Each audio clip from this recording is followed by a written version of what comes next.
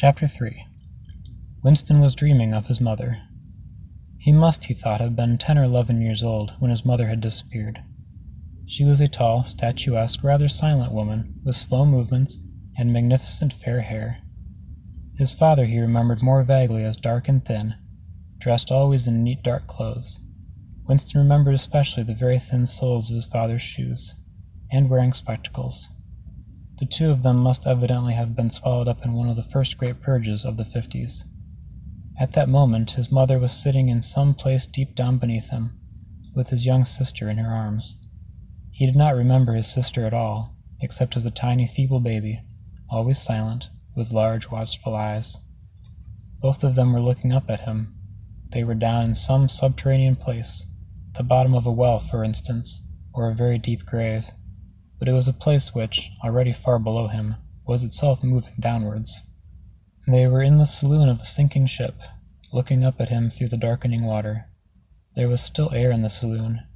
They could still see him, and he them, but all the while they were sinking down into the green waters, which in another moment must hide them from sight forever. He was out in the light and air while they were being sucked down to death. And they were down there because he was up here. He knew it, and they knew it, and he could see the knowledge in their faces. There was no reproach in their faces or their hearts, only the knowledge that they must die in order that he might remain alive, and that this was part of the unavoidable order of things. He could not remember what had happened, but he knew in his dream that in some way the lives of his mother and his sister had been sacrificed to his own. It was one of those dreams which, while retaining the characteristic dream scenery, are a continuation of one's intellectual life, and in which one becomes aware of the facts and ideas which still seem new and valuable after one is awake. The thing that now suddenly struck Winston was that his mother's death, nearly 30 years ago, had been tragic and sorrowful in a way that was no longer possible. Tragedy, he perceived, belonged to the ancient time, to a time when there was still privacy, love, and friendship, and when the members of a family stood by one another without needing to know the reason. His mother's memory tore at his heart, because she had died loving him, when he was too young and selfish to love her in return, and because somehow he did not remember how she had sacrificed herself to a conception of loyalty that was private and unalterable. Such things, he saw, could not happen today. Today there were fear, hatred, and pain, but no dignity of emotion, or deep or complex sorrows. All this he seemed to see in the large eyes of his mother and his sister, looking up at him through the green water, hundreds of fathoms down and still sinking. Suddenly he was standing on short springy turf, on a summer evening when the slanting rays of the sun gilded the ground. The landscape that he was looking at recurred so often in his dreams that he was never fully certain of whether or not he had seen it in the real world. In his waking thoughts he had called it the Golden Country. It was an old, rabbit-bitten pasture, with a foot-track wandering across it and a mole-hole here and there. In the ragged hedge on the opposite side of the field, the boughs of the elm trees were swaying very faintly in the breeze, their leaves just stirring in dense masses like women's hair. Somewhere, near at hand, though out of sight, there was a clear, slow-moving stream, where dace were swimming in the pools under the willow trees. The girl with the dark hair was coming toward him across the field. With what seemed a single movement she tore off her clothes and flung them disdainfully aside. Her body was white and smooth, but it aroused no desire in him. Indeed, he barely looked at it. What overwhelmed him in that instant was admiration for the gesture with which she had thrown her clothes aside. With its grace and carelessness, it seemed to annihilate a whole culture, a whole system of thought, as Big Brother and the Party and the Thought Police could all be swept into nothingness by a single splendid movement of the arm. That, too, was a gesture that belonged to the ancient time. Winston woke up with the word Shakespeare on his lips. The telescreen was giving forth an ear-splitting whistle, which continued on the same note for 30 seconds. It was not 7:15, getting up time for office workers. Winston wrenched his body out of bed, naked, for a member of the outer party received only 3,000 clothing coupons annually, and a suit of pajamas was 600, and seized a dingy singlet and a pair of shorts that were laying across the chair. The physical jerks would begin in 3 minutes. The next moment he was doubled up by a violent coughing fit, which nearly always attacked him soon after waking up. It empties his lungs so completely that he can only begin breathing again by lying on his back and taking a series of deep gasps. His veins had swelled with the effort of the cough, and the varicose ulcer was starting to itch.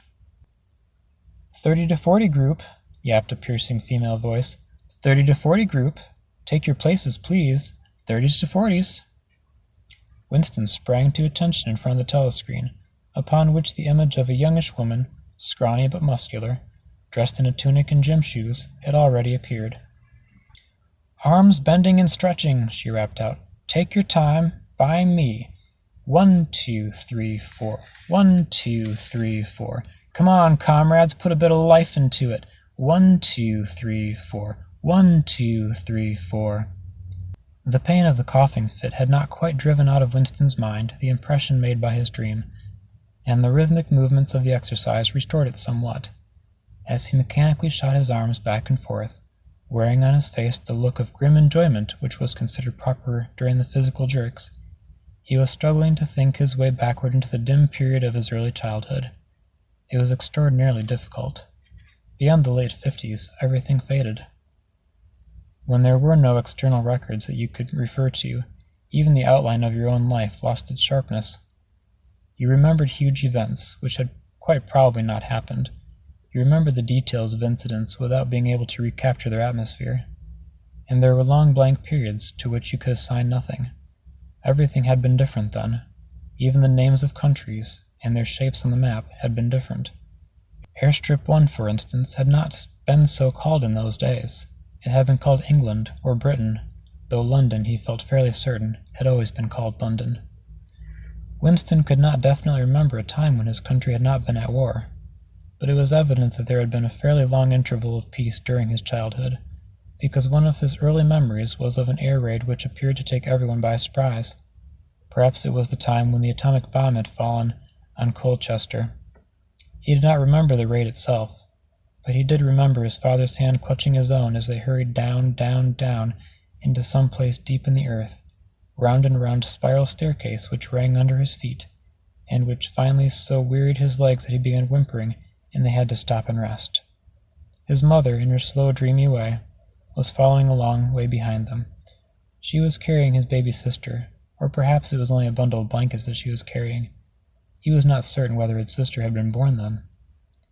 Finally they had emerged into a noisy, crowded place, which he had realized to be a tube station. There were people sitting all over the stone-flagged floor, and other people, packed tightly together, were sitting on metal bunks, one above the other. Winston and his mother and father found themselves a place on the floor, and near them an old man and an old woman were sitting side by side on a bunk. The old man had on a decent dark suit and a black cloth cap pushed back on very white hair. His face was scarlet and his eyes were blue and full of tears. He reeked of gin. It seemed to breathe out of his skin in place of sweat, and one could have fancied that the tears welling up in his eyes were pure gin. But though slightly drunk, he was also suffering under some grief that was genuine and unbearable. In his childish way, Winston grasped that some terrible thing, something that was beyond forgiveness and could never be remedied, had just happened. It also seemed to him that he knew what it was. Someone whom the old man loved, a little granddaughter perhaps, had been killed.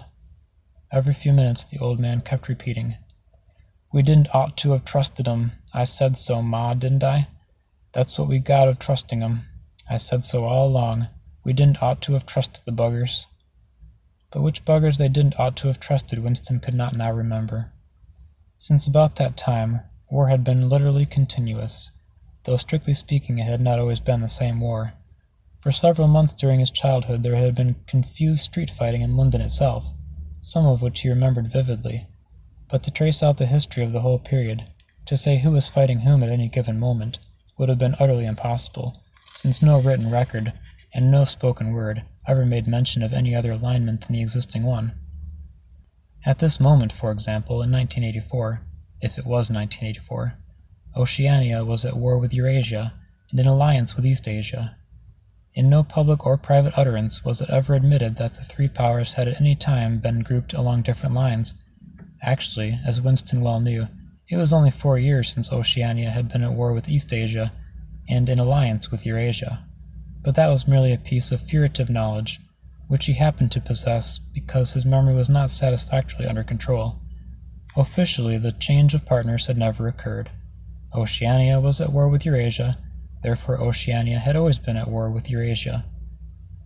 The enemy of the moment always represented absolute evil, and it followed that any past or future agreement with him was impossible. The frightening thing, he reflected for the 10,000th time as he forced his shoulders painfully backward, with hands on hips, they were gyrating their bodies from the waist, with an exercise that was supposed to be good for the back muscles. The frightening thing was that it all might be true. If the party could thrust its hand into the past and say this or that event, it never happened. That surely was more terrifying than mere torture or death. The party said that Oceania had never been in alliance with Eurasia. He, Winston Smith, knew that Oceania had been in alliance with Eurasia as short a time as 4 years ago. But where did that knowledge exist? Only in his own consciousness, which in any case must soon be annihilated. And if all others accepted the lie which the party imposed, if all records told the same tale, then the lie passed into history and became truth. Who controls the past, ran the party's slogan, controls the future. Who controls the present controls the past. And yet the past, though of its nature alterable, never had been altered. Whatever was true now was true from everlasting to everlasting. It was quite simple. All that was needed was an unending series of victories over your own memory. Reality control, they called it. In Newspeak, doublethink. "Stand easy," barked the instructress, a little more genially. Winston sank his arms to his sides and slowly refilled his lungs with air. His mind slid away into the labyrinthine world of doublethink. To know and not to know. To be conscious of complete truthfulness while telling carefully constructed lies. To hold simultaneously two opinions which cancelled out, knowing them to be contradictory, and believing in both of them. To use logic against logic. To repudiate morality while laying claim to it. To believe that democracy was impossible and that the party was the guardian of democracy. To forget whatever it was necessary to forget, then to draw it back into memory again at the moment when it was needed, and then promptly to forget it again. And above all, to apply the same process to the process itself. That was the ultimate subtlety. Consciously to induce unconsciousness, and then, once again, to become unconscious of the act of hypnosis you had just performed.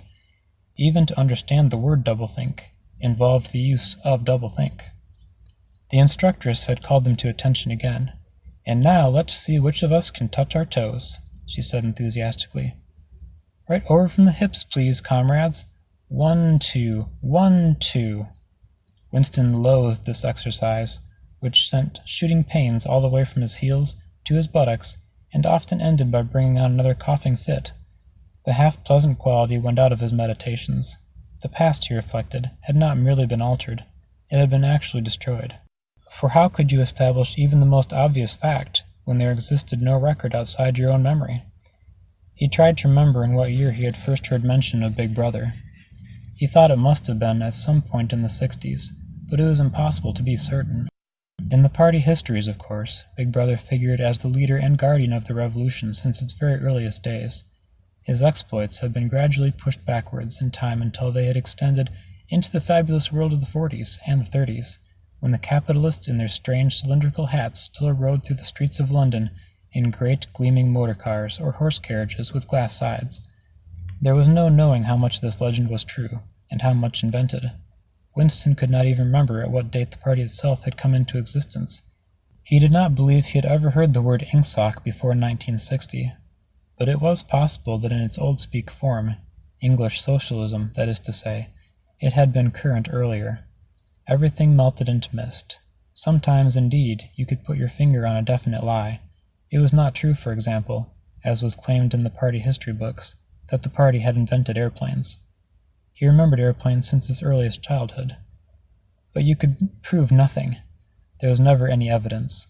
Just once in his whole life he had held in his hands unmistakable documentary proof of the falsification of a historical fact. And on that occasion, "Smith!" screamed the shrewish voice from the telescreen. 6079 Smith W. Yes, you! Bend lower, please! You can do better than that. You're not trying. Lower, please. That's better, comrade. Now stand at ease, the whole squad, and watch me. A sudden hot sweat had broken out all over Winston's body. His face remained completely inscrutable. Never show dismay, never show resentment. A single flicker of the eyes would give you away. He stood watching while the instructress raised her arms above her head and, one could not say gracefully, but with remarkable neatness and efficiency, bent over and tucked the first joint of her fingers under her toes. "There, comrades, that's how I want to see you doing it. Watch me again. I'm 39 and I've had 4 children. Now look." She bent over again. "You see my knees aren't bent. You can all do it if you want to," she added as she straightened herself up. "Anyone under 45 is perfectly capable of touching his toes. We don't all have the privilege of fighting in the front line, but at least we can all keep fit. Remember our boys on the Malabar front, and the sailors in the floating fortresses. Just think what they have to put up with. Now try again. That's better, comrade. That's much better," she added encouragingly as Winston, with a violent lunge, succeeded in touching his toes with knees unbent for the first time in several years.